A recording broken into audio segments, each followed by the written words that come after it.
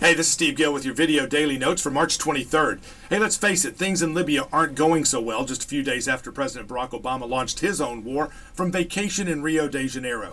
The president didn't seek confirmation from Congress, didn't wait for numerous UN resolutions like George Bush did, and didn't even lay the groundwork with the American people. He just went into action against Libya on his own.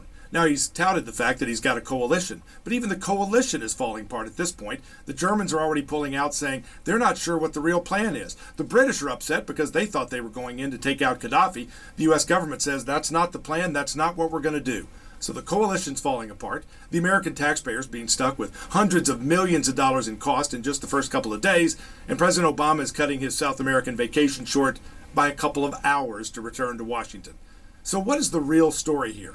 Well, the real story is this could cost President Barack Obama his job as President of the United States. You've already got Representative Dennis Kucinich of Ohio claiming that the president has committed an impeachable offense by launching the U.S. into war without congressional approval. That's Democrat Dennis Kucinich. Others on both the right and the left are echoing the call for impeachment of Barack Obama for launching a war without congressional approval.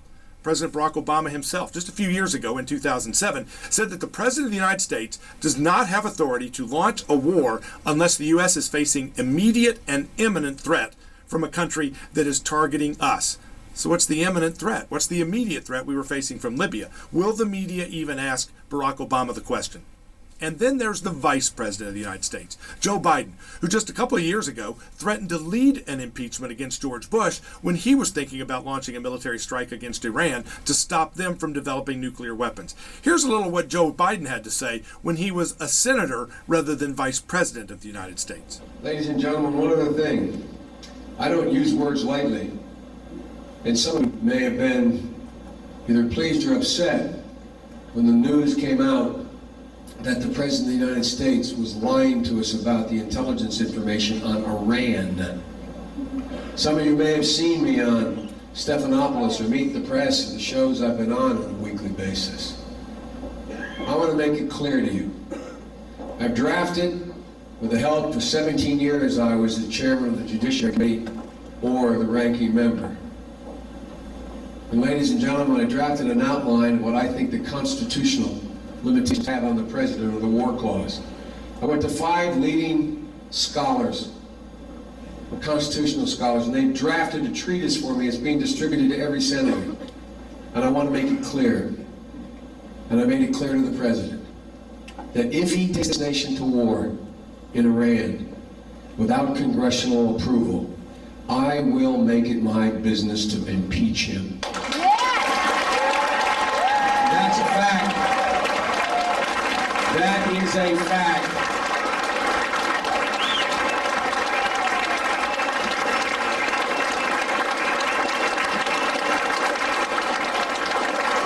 The reason I say it